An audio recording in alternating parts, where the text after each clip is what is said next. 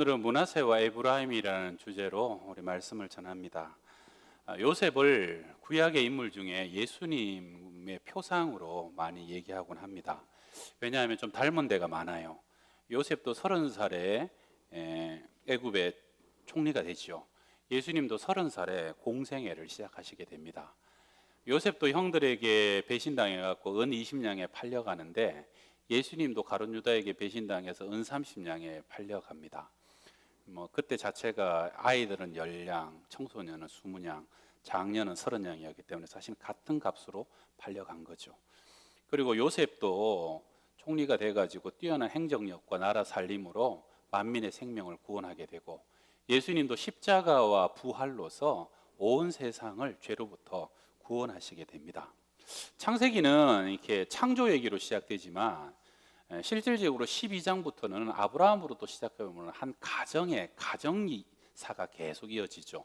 족장이라고도 하는데 아브라함, 이삭, 야곱, 요셉. 근데 그 중에 제일 많은 분량은 야곱입니다. 25장부터 실제로는 끝까지 야곱의 이야기가 계속 이어지는 거죠. 그리고 야곱 이야기에 아내 요셉 이야기가 들어있는데요. 야곱을, 그 욕심쟁이 야곱을 하나님이 다듬고 성화시키고 빚어가지고 이스라엘로 만들어 가시는 얘기. 그래서 한 나라의 국부가 되게 하시고 한 나라를 세워가는 이야기죠. 그리고 그 파란만장한 아브라함부터의 그 40장에 걸친 이야기의 마지막에 클라이맥스, 활짝 꽃을 피우고 열매를 맺는 것이 요셉이 총리가 되어서 만민의 생명을 구원하고, 그 7년의 대흉년으로부터 온 나라의 사람들, 애굽과 그 주위의 모든 사람들을 구원하고 애굽을 거의 복지국가로 만들어 가지고 모든 서민들이 정말로 그 먹고 사는데 지장이 없고, 그리고 모두가 기뻐하는 그런 나라를 건설해가는 그러한 것으로 이제 창세기는 마무리가 되게 됩니다. 오늘 본문은요, 그러한 야곱의 그 요셉의 사역 중에 7년의 흉년 그리고 풍년, 7년의 흉년 사이의 부분을 우리가 구약 본문으로 읽었는데, 우리 오늘 41장 49절 제가 읽습니다. 쌓아둔 곡식이 바다 모래같이 심이 많아 세기를 그쳤으니 그 수가 한이 없음이었더라. 엄청난 7년 대풍년을 묘사했습니다. 쌓을 곳이 없도록 막 모래알처럼 막 너무너무 풍성하게 쌓여졌더라 하는 것이고, 그 다음에 53절부터 보게 되면 애굽 땅에 7해 풍년이 그치고 요셉의 말과 같이 7해 흉년이 들기 시작하며, 그리고 그 사이에 몇 절 사이에 뭐가 나옵니까? 요셉의 가정사. 요셉이 두 아들을 낳죠. 첫 번째 아들이 므낫세고 두 번째 아들이 에브라임입니다. 므낫세는 잊어버렸다라는 뜻이고, 에브라임은 창대케 하다라는 뜻이에요. 요셉의 일성에 지금까지의 과거를 요셉이 그렇게 바라보겠다는 다짐이고, 또 하나님이 앞으로 내 인생을 이렇게 하실 것이라는 것에 새로운 비전과 소망을 하나님께 고백하는 것이 바로 이 므낫세와 에브라임의 이름 속에 들어 있습니다. 여러분, 그 첫 아들의 이름은요, 부모들에게 전부 다 좀 특별해요. 모세도 첫 아이를 게르솜이라고 짓죠. 내가 이방에서 객이 되었다, 나그네가 되었다. 애굽에서 왕자로 살다가 쫓겨나갖고 미디안 광야에서 완전히 처갓집 살이하면서 양치는 목자로, 그래서 참 본인의 시대가 처량했던 것 같아요. 야, 내가 이렇게 객이 되고 나그네가 되었구나. 그때 태어난 아이의 자기의 회한을 담아서 게르솜이다. 야곱에게 사랑받지 못했던 아내 레아가 어떻게 하면 내가 남편에게 사랑을 받을까? 그래, 아들을 낳으면 되겠다. 그래서 임신을 했어요. 그러면서 10달 내내 아들이야 되는데 그러다가 응애하고 태어났는데 봐라 아들이다 하고 그 이름을 르우벤, 보라 아들이라는 뜻으로 짓게 되죠. 사무엘도 마찬가지입니다. 한나가 그렇게 기도해서 내가 응답받았다, 들으심이 되었다 하는 이름을 거기다가 짓게 되죠. 요셉도 마찬가지입니다. 므낫세다. 내가 이제 과거의 아픔과 상처와 나의 모든 것을 이제는 잊어버리겠다, 하나님 때문에. 그리고 하나님이 에브라임이다. 하나님께서 내 삶을 또한 이렇게 사용하실 것이고 영광을 받으실 것이라는 고백들. 여러분, 요셉뿐만 아니라 우리 모두도 하나님 앞에 그렇게 쓰임받는 인생이 되고 사명 감당하는 인생, 어떻게 보면 우리 가정 안에 믿음의 부모와 믿음의 선조들의 그러한 신앙이 마침 우리를 통해서 야곱처럼 활짝 펴지는 그러한 삶이 되기 위하여서 반드시 거쳐야 가야 되는 그 두 가지, 므낫세와 에브라임에 속한 교훈을 함께 삼가십시다. 첫 번째 한번 따라합시다. 잃어버릴 것 잊어버려야 합니다. 세계에서 가장 호전적이고 잔인한 종족들이 있는데요, 마오리족이랍니다. 어떤 사람은 백인종,黄인종, 흑인종, 그리고 마오리족은 따로 분류해야 된다. 이건 너무 독특하다. 덩치도 크고 힘도 세고, 그리고 잔인하기가 뭐 다른 종족과 비교할 수 없다라고 그렇게 분류하기도 하는데요. 남태평양의 하와이나 사모아 등의 여러 섬에 널리 퍼져 사는데, 왜 그 사람들이 그토록 잔인한 것으로 이름이 높나? 독특한 습관이 있답니다. 그 사람들은요, 절대로 원수들을 잊지 않는다는 거예요. 누가 자기들에게 해코지를 하거나 피해를 입은 사실이 있으면 그것을 붉은 천에다가 기록을 해가지고 그 오두막 집에 처마 밑에다가 매달아놔요. 가면서 보고 오면서 보고 가면서 읽고 하면서 그걸 곱씹는 거예요. 언제까지요? 반드시 원수를 갚을 때까지. 함부로 우리 민족 깔보지 못하도록, 절대로 그런 것들은 가만히 놔두면 안 된다. 그래가지고 그게 쌓여갖고 전승되다 보니까 어느 순간 기골도 장대해졌지만 너무 잔인한 악명 높은 종족으로 이름이 나게 되었다는 겁니다. 옛말에 은혜는 돌의 색이고 원수는 물의 색이라는 말이 있죠. 근데 어떤 사람들은 은혜는 물의 색에서 금방 잊어버리고 원수는 돌에 새겨서 곱씹는 사람들이 있습니다. 여러분, 원수를 오래 기억하면요, 그게 분노가 되고 원한이 되고 미움이 되죠. 기억하면 언젠가 한 번은 원수를 갚을 날도 있겠죠.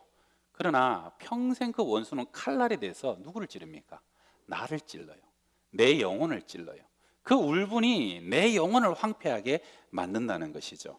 그래서 고린도전서 13장에 보게 되면 사랑의 15가지 속성이 있는데, 그 중에 하나가 뭡니까? 사랑은 악한 것을 생각지 않는다. 이 악한 것을 생각한다는 것의 원래 뜻이 남이 내게 입힌 섭섭함, 피해나 상처의 기록을 보관하여 그 상처를 두고 기억한다 하는 것인데, 여러분, 하나님의 사랑 아가페는 악한 것을 생각지 않습니다. 만약에 하나님이 우리의 죄와 허물을 지금까지 기억하신다면 누가 하나님 앞에서 구원받을 수 있겠습니까? 하나님이 용서하고 그렇게 동에서 서에서 먼 것처럼, 아침 한 개 사라진 것처럼 우리의 죄와 허물을 잊어버렸기 때문에 우리가 구원받은 것 아닙니까? 오늘 예배 중에 나도 정말 그러고 싶은데 안 잊어진다, 정말 나한테 한번 새겨진 것이, 이것이 정말로 사라지지가 않는다, 그래서 나도 참 고통스럽다고 하는 분이 있으시다면 오늘 예배를 통해서, 말씀을 통해서 성령께서 그분의 마음을 좀 위로하여 주시고, 그리고 좀 용서하는 은혜, 망각하는 은혜를 더하여 주시기를 간절히 축원합니다. 인생에는요, 잊어야 될 것이 있고 잊지 말아야 될 것이 있죠. 어떤 신학생이 신학교 가가지고 하루 종일 공부를 해갖고 막 머리에 지식을 꽉 채워왔는데 집에 갔더니 돌진한 애가 너무 이뻐요. 도리도리 했더니 공부한 게 다 날아가 버렸대. 여러분, 말씀은 잊으면 안 됩니다. 이 주간에 주시는 말씀을 기억하고 적어도 한 주간은 살아가야 된다는 것이죠. 여러분, 요셉은요, 자기의 정체성을 잃지 않았어요. 그는 총리가 되고 바로가 이름을 바꿔주죠. 사분의 바네아라고 애굽식 이름을 바꿔주고, 아내도 애굽 여자를 매칭시켜 줍니다. 너도 이제 총리까지 됐으니까 애굽에 귀화하라, 뭐 그런 뜻이에요. 생각해보면 요셉이 17살에 객지 생활이 시작되잖아요. 13년 동안 옥살이 종살이 하고, 그리고 7년의 흉년이 지나가고 20년이라는 세월이 지났어요. 제가 미국에 가봤더니 19살에 이민을 왔는데 몇십 년 지나갖고 한국말을 거의 못하는 사람이 있더라고요. 저는 어른 돼갖고 이민 가면 한국말 안 잊어버릴 줄 알았거든요. 같은 말도 몇십 년 안 하면 잊어버린답니다. 요셉은 옆에 여러분 히브리 말을 할 사람이 있었겠어요? 가족이 있었겠어요? 그렇다고 고향을 뭐 정기적으로 몇 번씩 방문을 했겠어요? 완전히 외톨이 되고 격리된 사람 아닙니까? 거기다가 애굽의 총리입니다. 뭐 부러울 것이 없는 사람이에요. 그러니까 자기의 고향이고 자기의 형들이고 다 잊어버려도 되는 사람이지만, 그러나 요셉은 자기가 누군지를 정확히 기억합니다. 그래서 본인의 이름도 비록 바로가 바꿔주고 아내도 이방 여인을 얻었지만 자녀만큼은 히브리식의 이름을 짓습니다. 므낫세다, 잊어버렸다, 에브라임이다, 창대하다, 히브리식의 이름을 지었습니다. 한번 봅시다. 41장 51절 함께 읽습니다. 요셉이 그 장자의 이름을 므낫세라 하였으니 하나님이 나로 나의 모든 고난과 나의 아비의 온 지비를 잊어버리게 하였다 함이요. 과거의 상처들, 분노들, 그 엉어리졌던 것들, 내가 이제는 그런 것들을 잊어버리겠습니다, 하나님. 그래서 므낫세, 그 아들의 이름을 그렇게 짓는 거죠. 생각해 보세요. 형들이 그 10명의 형들이요 한마음이 돼갖고 요셉을 죽이려던 그 살기 어린 눈빛들, 그리고 구덩이에 쳐넣고도 자기들끼리 음식을 나눠 먹고 떠드는 그 웃음소리들, 인신매매까지 당하잖아요.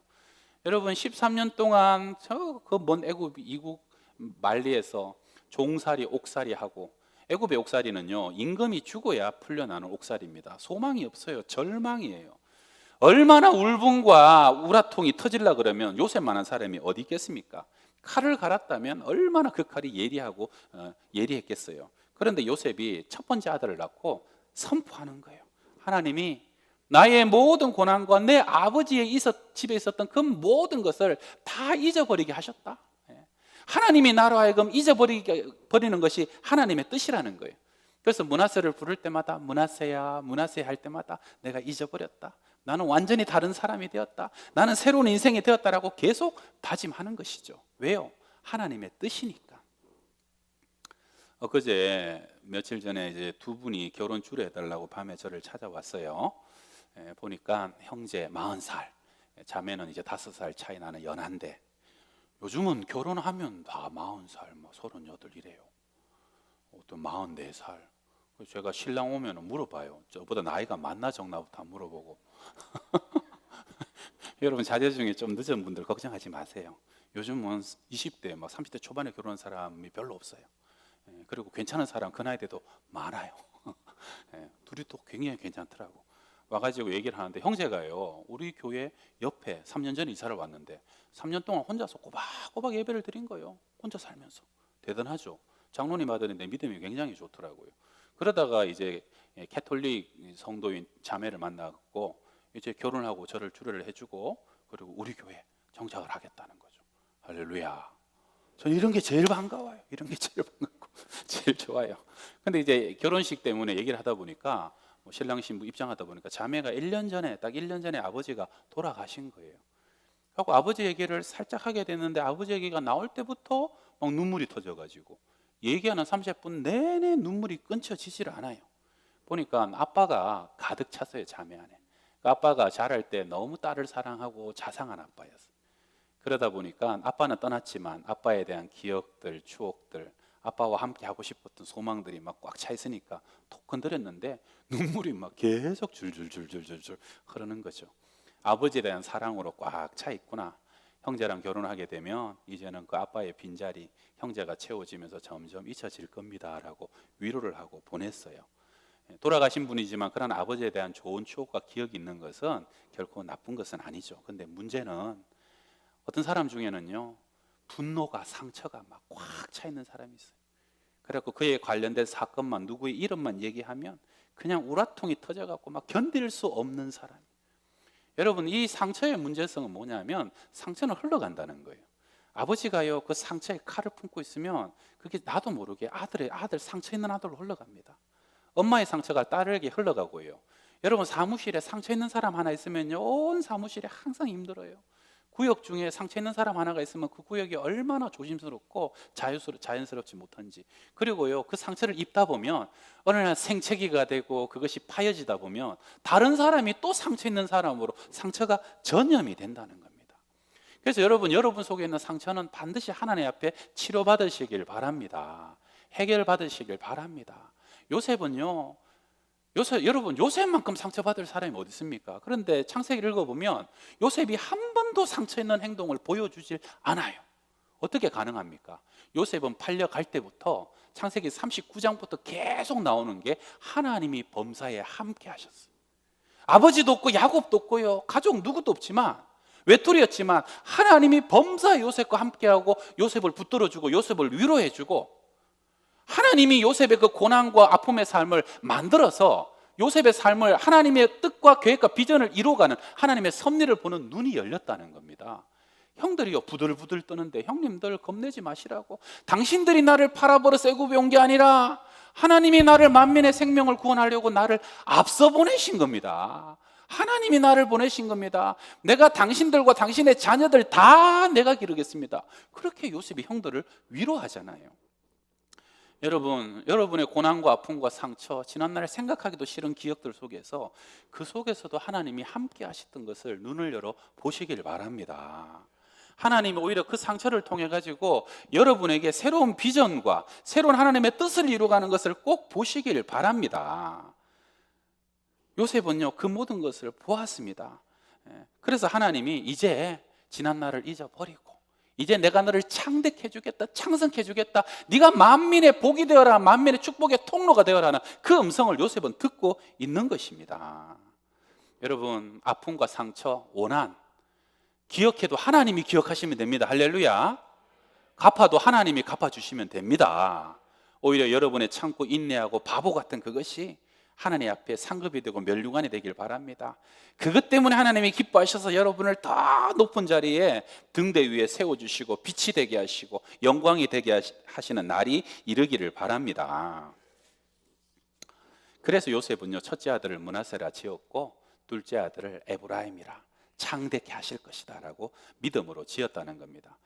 저는 이번 부흥사경이 이제 지나갔지만 이 부흥사경에 참 많은 은혜를 받았어요. 그런즉 누구든지 그리스도 안에 있으면 새로운 피조물이라. 이전 것은 지나갔으니 보라 새 것이 되었도다. 우리 유영 교수님이 이틀 동안 하나님의 나라가 임하였습니다. 도래하였습니다. 여러분, 과거가 밀려서 오늘이 된 것이 아닙니다. 오늘은 저 미래가 하나님의 소망과 꿈이 우리 가운데 다가오고 있는 것이고 하나님의 영원한 것이 이어지고 있는 겁니다. 저는 막 가슴이 벅차더라고요. 그러면서 여러분, 나도 새로운 피조물인 것을 기억하시고 우리가 이 세상에서 하나님의 법대로 말씀대로 살아가면 지금도 오병이어처럼 주님이 우리의 물질 가운데 역사하실 것이고 우리가 하나님의 말씀 안에서 하나 되게 되면 지금도 모든 사람이 형제가 자매가 될 수 있는 것이고 죽고자 하는 자는 살 것이고 조금만 손해보라고 하나님이 그것을 통해서 마중물의 역사로 얼마나 축복하시는 것을 한번 경험해 보라고, 그러면서 하나님의 나라를 누리고 살아라고, 즐겁게 살아라고, 하늘의 별들을 통해서 충만케 하시는 하나님, 지금 이 우주 속에 그 컵 속에 물을 막 하면 그 컵 위에, 교수님 설명이 그렇게 하셨죠. 이 컵에 그냥 물이 하면은 이 물을 가득하면 물이 막 요만큼 볼록하게 되잖아요. 최대한 그러다가 더 하면 쪼르륵 흘러내리듯이 하나님이 지금 이제 이 땅을, 이 우주를 주님의 자비와 인자하심과 사랑으로 가득 채우고 계신다는 거예요. 하나님의 임재로 가득 채우고 계신다는 거예요. 바로 우리가 그걸 영의 눈으로 바라보고 누리고 기뻐하며 그렇게 살아가자는 거예요. 과거에 매이지 말고 지난날에 매이지 말고 예수의 피 안에 새로운 피조물로 거듭난 우리가 누구인지를 보고 또 옆 사람을 그렇게 인정하면서 우리가 그렇게 기쁘게 살아가자는 거죠. 할렐루야. 오신 분은 무슨 말인지 다 아실 거고요. 여러분, 근데 마귀는요 계속 반대로 역사합니다. 살던 대로 살아라. 옛날의 상처와 아픔 속에 묵상하면서 끝까지 복수하면서 원한을 갚으면서 살아라. 너는 옛날에도 그랬고 지금도 그 이상 될 수 없다라고 우리를 속이는 거예요. 아닙니다. 미스터 선샤인이라는 드라마 몇 년 전에 끝났죠. 그 드라마에 보게 되면 주인공이 이제 이병헌, 유진초이라는 사람인데요. 이 사람도 어릴 적에 양반의 노비였어요. 어릴 적에 자기 부모가 양반한테 다 죽임 당합니다. 그리고 선교사의 손에 이끌려 미국으로 갔다가 한국의 공사에 공사가 돼갖고 아주 힘 있는 사람이 돼가지고 그래가지고 대위로 총을 차고 한국에 돌아오죠. 근데 백정의 아들이 있었어요. 구동매라고 극 중에. 그 사람도 백정의 아들인데 어릴 적에 부모가 양반의 손에 다 죽었어요. 그 사람은 일본으로 갔다가 사무라이의 눈에 들어갔고 아주 힘 있는 사무라이가 돼갖고 칼을 차고 조선에 돌아오게 됩니다. 구한말 시대의 드라마에. 그러면서 이 두 사람이 이렇게 여러 가지 이렇게 해프닝이 있다가 나중에 이 구동매 백정의 아들이 유진초이라는 사람이 노비의 아들이라는 걸 알게 됐어요. 그래서 반가웠던 거죠. 그래서 찾아가서 둘이 얘기를 나누는데 이런 대화가 이어집니다. 구동매가 하는 얘기예요. 나는 조선에 돌아오자마자 다 죽였는데 내 부모 그렇게 만든 것들 다 죽여버렸어요. 그랬더니 유진초입니다. 나도 생각 안 해본 건 아니요. 수백 번도 더 죽여보았어. 마음속에서는. 구동매가 얘기합니다. 용서를 하신 걸까요? 용기가 없었던 걸까요? 우리 부모와 달리 누구든 뵐 수 있고 누구든 쏠 수 있는데, 마지막으로 유진초이가 이렇게 대답합니다. 선택한 거요. 우린 우리 부모와 달리 무엇이든 선택할 수 있으니까. 멋진 대화죠. 여러분, 영적인 것도요 내가 선택하는 겁니다. 내가 과거에 얽매인 사람, 상처와 우라통에 그 분노에 얽매인 사람으로 살아갈 것인가? 아니면 새로운 피조물이다, 하나님께 다 내어 맡기고 그것까지도 하나님이 함께 하신 것이라고 인정하면서 새로운 피조물로 새로운 사명을 위해서 살아갈 것인가 선택하는 것이에요. 요셉은요, 제일 힘 있는 자리, 제일 권세 있는 자리, 능력 있는 자리, 누구든지 처단할 수 있는 자리에 서게 되었을 때 그 아들을 낳고 그 아들의 이름을 므낫세라고 짓고 하나님께 고백하는 겁니다. 하나님, 다 잊어버리겠습니다. 하나님이 나를 잊을 수 있도록 도와주셨습니다. 그리고 나도 힘써서 잊어버리기로 결단합니다. 여러분도 고백할 수 있기를 바랍니다. 예수 안에서 나는 새로운 피조물이 되었다. 하나님 이전 것은 지나갔습니다. 나도 예수 안에, 성령 안에, 말씀 안에 하나님의 나라가 임하기를 원하고 더 이상 상처와 아픔과 과거에 내 발목이 묶인 사람이 아니라, 여러분 독수리 한 마리도요, 실 하나도 묶여 있으면 창공을 날아오를 수가 없어요. 끊어져야 됩니다. 풀어져야 됩니다. 주님, 내가 잊어버리기로, 끊어지기로 결단합니다. 작정합니다. 그리고 마귀에게도 선포하세요. 마귀야, 떠나가라. 저주야, 떠나가라. 더 이상 너의 올무에 묶여있지 않을 것이다 라고 선포하면서 새로운 피조물이다라고 예수 안에 하나님의 나라를 선언하시는 것이에요. 그렇게 되면 여러분의 삶이 새로워지고, 그리고 그 다음에 에브라임의 때 하나님이 창성케 하시고 그 상처가 흔적이 되어서 우리를 통해서 하시고자 하는 하나님의 일의 역사가 나타나게 될 줄로 믿으시길 바랍니다. 레오나르도 다빈치가요, 최후의 만찬을 그릴 때 얘기인데, 예수님과 12제자들의 얼굴을 그리는데 가룟 유다를 그릴 때 생각나는 사람이 있었어요. 자기의 원수 같은 친구였답니다. 생각만 해도 막 화가 나고 미운 감정이 솟구치는 친구였답니다. 망설임 없이 그 친구의 얼굴을 모델로 가룟 유다를 단숨에 그려버렸다는 거예요. 그렇게 제자들의 얼굴을 다 그리고 예수님의 얼굴을 그려야 되는데 좀처럼 영감이 떠오르질 않아요. 몇 달을 고심하는데, 여러분 이 예수라는 사람은 이렇게 영감 안 떠오르면 너무 괴롭습니다. 그래서 견디다 못해갖고 자기가 멘토로 삼는 고명한 수도사를 찾아가서 그 고민을 털어놓았습니다. 앞뒤 얘기를 다 들은 수도사가 이렇게 얘기합니다.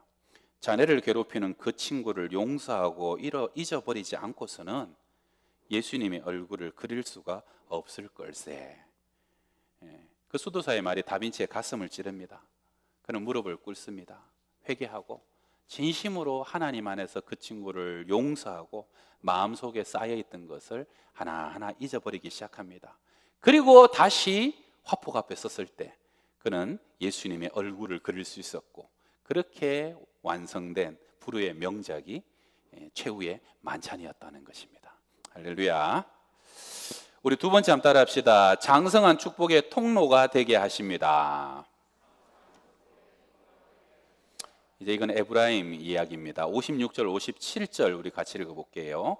온 지면에 기근이 있음에 요셉이 모든 창고를 열고 애굽 백성에게 팔세, 애굽 땅에 기근이 심하며 각국 백성도 양식을 사려고 애굽으로 들어와 요셉에게 이르렀으니 기근이 온 세상에 심함이었더라. 여러분, 지금 모든 창고, 그 가운데 7년 동안 차곡차곡 쌓았던 창고를 활짝 열고 만민의 굶주림에 죽어가는 생명들을 살리는 모습이에요. 이거 참 멋진 모습 아닙니까? 여러분, 우리에게 상처와 아픔과 고통이 있었다면, 이렇게 만민의 생명을 살리는 애들로 쓰임받을 수 있다면 그것은 헛되지 않은 아픔이었을 것입니다. 요셉은 그 대흉년 7년 동안요 20% 5분의 1씩의 곡식을 세금으로 받아서 그것을 차곡차곡 쌓았잖아요. 왜 쌓았습니까? 내가 움켜쥐기 위해서 쌓은 게 아니에요. 정말로 필요할 때, 대흉년의 때 만민의 생명을 구원하기 위해서 쌓고 대비했다는 것입니다. 창세기 49장에 보게 되면 야곱이 죽기 직전에 자기의 12아들을 예언하면서 요셉의 축복이 제일 긴데 그 중에 첫 번째 축복이 22절입니다. 우리 이 말씀도 같이 읽어봐요. 요셉은 무성한 가지 곧 샘 곁에 무성한 가지라 그 가지가 담을 넘었도다. 물이 없는 나라잖아요. 샘 곁에 심겨진 나무가 가지가 뻗쳤는데 담을 넘어서 옆집까지 담이 넘어가 버렸다는 거죠. 여러분, 옆집에 감나무가 너무 가지가 뻗쳐갖고 우리 집으로 넘어왔어요. 그리고 거기에 감이 주렁주렁 열렸네요. 그 감은 옆집 감입니까? 우리 집 감입니까? 네. 대한민국은 보통 옆집 감이에요. 저도 어릴 적에 우리 옆집에 감이 넘어왔거든요. 아유, 가을 되면 낙엽이 얼마나 쏟아지는지 그냥. 그런데 한 번도 감을 안 갖다 주는 거예요. 지금 생각해보면 어떻게 그렇게 그냥 낙엽 들어서 그냥 다 넘겨버렸어야 되는데. 근데 이스라엘은요, 저렇게 못된 사람 아니에요. 이스라엘은 담을 넘은 가지는 그 집 겁니다. 그게 법이에요. 따먹어도 되고 마땅히 따먹어야 되는 거예요. 그래서 가지가 담을 넘으면 기뻐해요. 저 집에 가득 차다 못해서 가지가 담을 넘어서 저 집까지 채워지고 저 집까지 나눠주는 거, 그게 바로 너는 무성한 가지다, 네 가지가 담을 넘어갔고 더 많은 만민에게 네 축복이 흘러가는 축복의 통로가 되게 될 것이다 하는 거죠. 여러분, 그런 인생을 살아야 되지 않겠습니까? 왜 하나님 우리에게 많은 것을 부어주십니까? 누리고 감사하지만 또 다른 연약하고 죽어가는 사람을 살리라고. 교회는 만물 안에 있지만 만물을 충만케 하는 충만이에요. 교회를 통해서 은혜가 흘러가고 복이 흘러가고 교회가 세워지는 것마다 경제가 발전하게 되고요, 의료가 발전하고 인권이 성장하게 되고, 교회는 축복의 통로입니다. 하나님이 지금까지 교회를 그렇게 사용하셨고 그리스도인들은 세상의 축복의 통로로 쓰임 받았다는 것을 잊지 마시라는 거예요. 탤런트 김혜자 씨가 월드비전에 30년 넘게 헌신하셨죠. 아프리카 기아들을 위해서 굉장히 열정적으로 거기 헌신하시는데, 근데 그분이요 30년 전에는 우울증 환자였답니다. 이렇게 고백합니다. 저는 연기를 할 때는 괜찮지만 연기를 하지 않을 때는 왜 살아야 하는지 알 수 없었습니다. 그래서 죽음을 생각했지요. 그런데 아프리카 어린이들을 보고 나서는 제가 살아야 할 이유를 찾을 수 있었습니다. 제가 애들을 구해준 것이 아니라 그 아이들이 저를 구해 주었습니다. 여러분, 누군가를 섬기고 나누고 베풀면 결국은 내가 사는 것이죠. 고인물은 반드시 썩습니다. 여러분, 어느 순간 하나님께서 우리에게 많은 것을 주셨는데 그것이 나만을 위해서 움켜쥐고 있으면 그것이 내 영혼을 황폐하게 썩어버리게 만든다는 거죠. 제가 몇 년 전에 한번 수익과 행복지수 얘기를 말씀을 드렸죠. 4인 가족 기준으로 100만 원보다는 200만 원이 달 수입이 더 행복하고 300만 원이 더 행복한데 500, 600까지 오게 되면 제일 행복하고, 그 다음에는 월 수입이 1000만 원이든 2000만 원이든 행복지수와는 상관관계가 있다 없다? 기억 못 하시네요. 상관관계가 없다는 거예요. 저는요, 우리 양평동 교회 식구들이 먹고 살 정도까지는 하나님이 은혜로 채워주시길 바랍니다. 그러나 그 이상 하나님이 넘치게 채워주시면 여러분 담을 넘는 가지가 되시길 바라요. 다른 사람을 채워주고 나누고 베풀고 정말로 참 그리스도인의 세상에 빛과 영광을 드리는 삶이 되시기를 바랍니다. 흩어 구제하여도 더욱 부하게 되는 일이 있나니 과도히 아껴도 가난하게 될 뿐이니라. 잠언 11장 24절 말씀 너무 좋지 않아요? 한번 같이 읽어봅시다. 흩어 구제하여도 더욱 부하게 되는 일이 있나니 과도히 아껴도 가난하게 될 뿐이니라. 여러분, 한국교회가요 지금 그동안 하나님이 얼마나 많이 채워주셨어요. 많은 성도들을 보내주셨고 재정을 주셨는데 어느 순간 한국교회가 좀 죄송하지만 그냥 교회 건물 짓고 예배당 짓고 교회 안에서 재정을 다 소비하다가 어느 순간 뻗어나가야 되는데, 세상에 축복이 돼야 되는데, 하나님의 영광이 보여줘야 되는데, 그러다가 한국교회가 어느 순간 힘을 잃기 시작했습니다. 우리끼리만 조사오니 하다가 점점 하나님의 영광을 잃어가고 있다는 것입니다. 이게 얼마나 안타까운 일입니까? 선진국도 보세요, 여러분. 뻗어가야 될 나라가 뻗어가지 못하고 이웃을 살리라고, 만민을 살리라고 하나님께서 축복을 주셨는데 어느 순간 향락과 방탕과 유혹과 죄로 그냥 먹고 마시고 하는 나라들은요 그냥 그 기독교가 쇠퇴하기 시작하는 거예요. 제가 어제 올해 10월까지 1년간의 재정을 우리 손성길 지사님이 정리해서 보내주셔갖고 이렇게 한번 봤어요. 올해 얼마나 어려웠습니까? 그리고 여러분 참 놀라운 것이 10월 어제까지 우리 교인들의 11조가요 작년 10달보다 1000만 원이 많아요. 할렐루야. 여러분 기적 아닙니까? 여러분 지금 나라가 경제가 반토막이 났습니다. 그러면 양평동 교회도 반토막이 나야 되는 게 맞죠? 그런데 놀랍게 11조가요 작년보다 더 많아요. 와, 이 놀라운 하나님의 은혜입니다. 둘 중에 하나죠. 하나님이 우리 교인들의 생업을 보호해 주셨거나 아니면 교인들의 믿음이 더 좋아졌거나.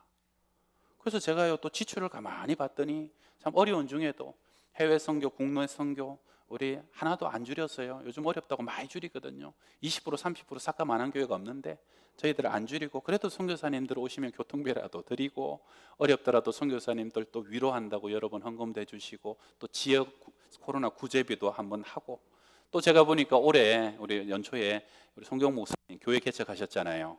우리가 크진 않지만 교회가 그래도 1년 동안 한 4, 5천만 원 거기 헌금하고, 또 여러분이 또 그 교회로 헌금해 주셔서 한 2천여만 원.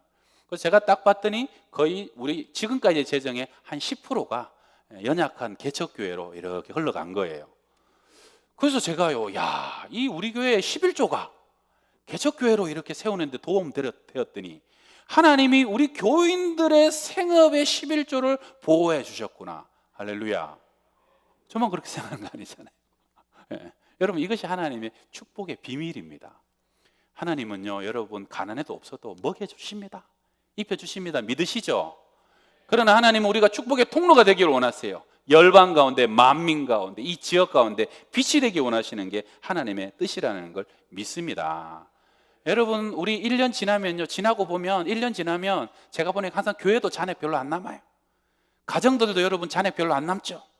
1년 지나고 아이들 공부시키고 먹여 살리고 지나면 별로 잔액 남지 않아요. 그러나 통장의 잔액이 중요한 거 아닙니다. 그 한 해 동안 우리를 어떻게 사용하셨는가, 우리에게 주신 재정이 어떻게 흘러가고 쓰임 받았는가, 이게 중요한 겁니다. 저는 여러분이 천국에서 큰 부자가 되시길 바랍니다. 천국에서 자랑이 있고 칭찬이 있고 영광이 있으시길 바랍니다. 세상에 통장 잔고 많은 게 자랑이 아니에요. 하늘나라의 보화에 쌓인 것들이 자랑이 되고, 세상에 내 집 큰 게 자랑이 아닙니다. 하늘나라의 영원한 집이 보장된 게, 그게 자랑이 되고 기쁨이 되시기를 바랍니다. 이 세상에는 살다가 천국 갔더니 막 속 사람이 얼마나 초라한지 해골처럼 빼빼 마르고 그냥 하늘에 쌓여진 것 하나도 없고, 저는요 그렇게 천국에서 여러분 누구 좀 만날까 봐 겁나요. 저 원망 받을까 봐. 목사님 왜 나를 이런 식으로 가르쳐 갖고 그냥 천국에서 이렇게 초라하게 만드시나요?